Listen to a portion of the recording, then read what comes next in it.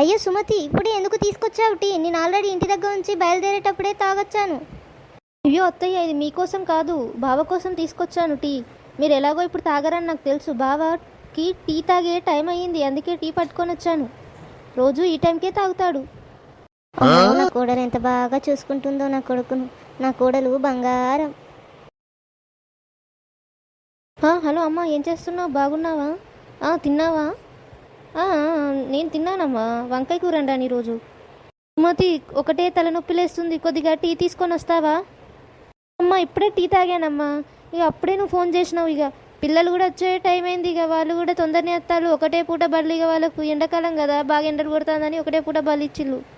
వాళ్ళు కూడా వస్తారు. ఇక సుమతి, కొద్దిగా టీ తీసుకొని వస్తావా?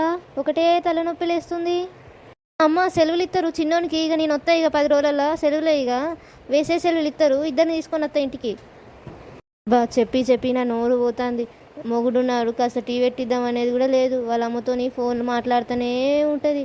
నేను చెప్పింది ఎప్పుడు వినేది కాక ఎప్పుడు వినేది. ఇక అంతా నేను చేసుకున్న కర్మ, ఏం చేద్దాం ఇక. వామో మా అమ్మ వచ్చిందని ఎంత నటన చేస్తుంది. నా కోసం ఎంతో బాధ్యతగా నడుచుకున్నట్టు నటిస్తుంది. నేను ఎన్నిసార్లు టీ అడిగినా కూడా తీసుకురాదు. ఇప్పుడు మా అమ్మ వచ్చిందని అడగకముందే టీ తీసుకొచ్చి గొప్పలు చెప్పుకుంటుంది. ఇక పేరు కొట్టేద్దామనే చూస్తుంది, మంచి పేరు మా అమ్మ ముందు. అండి ఇదిగోండి టీ తీసుకోండి. నువ్వు కూడా టీ తాగపోయావు, మనకు ఒక్కరికే పెట్టావు. నువ్వు టీ మానేశాను అత్తయ్య, ఎండాకాలం కదా, వేడి చేస్తుందని మానేశాను. సర్లే అమ్మా. ఏంట్రా, కోడలు చక్కగా చూసుకుంటుంది నిన్ను, నువ్వు అదృష్టవంతుడురా.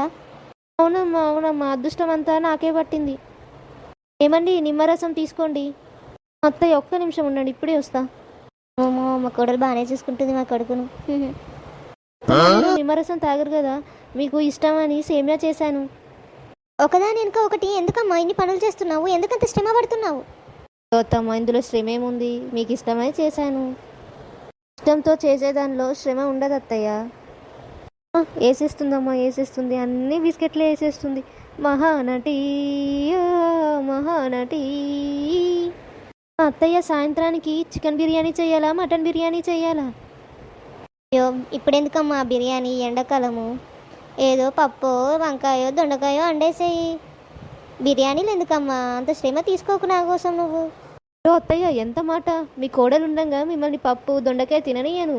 చికెన్ బిర్యానో, మటన్ బిర్యానో నా చేత మీరు తినాల్సిందే అత్తయ్య. సర్లే అమ్మా, నీ ఇష్టం సుమతి, నీకు నచ్చింది వండేసేయి. సరే అత్తయ్య, అయితే చికెన్ బిర్యానీ చేస్తాను సాయంత్రం.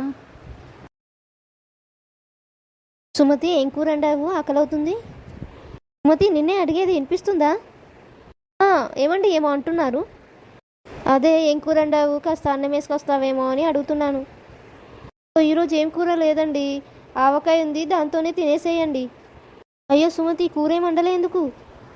ఏం లేదండి, పొద్దున నేను ఎగ్ కర్రీ చేసుకున్నా, ఇక అది నేను తినేసరికి అయిపోయింది. ఇక అందుకే మిమ్మల్ని మామిడికాయ పచ్చడి వేసుకొని తినమంటాను. హాయ్ ఫ్రెండ్స్, హలో, మీరందరూ ఎలా ఉన్నారు? మీరందరూ బాగానే ఉన్నారని నేను అనుకుంటున్నాను. ఇందాక అప్లోడ్ చేసిన వీడియో మీరు చూసే ఉంటారు కదా. సో ఇలాంటి మరికొన్ని ఫన్నీ వీడియోస్ మీరు చూడాలనుకుంటే మన ఛానల్ని సబ్స్క్రైబ్ చేయండి. అదే మన హెచ్వి కార్టూన్ క్రియేషన్స్. కిందున్న బెల్ ఐకాన్ క్లిక్ చేయడం మర్చిపోకండి friends. For more notification button కూడా ఆన్ చేసి పెట్టుకోండి. ఎప్పుడైతే నేను కొత్త వీడియోస్ పెడతానో అప్పుడు మీకు వస్తుంది, అప్పుడు మీరు చూడవచ్చు. Bye bye friends.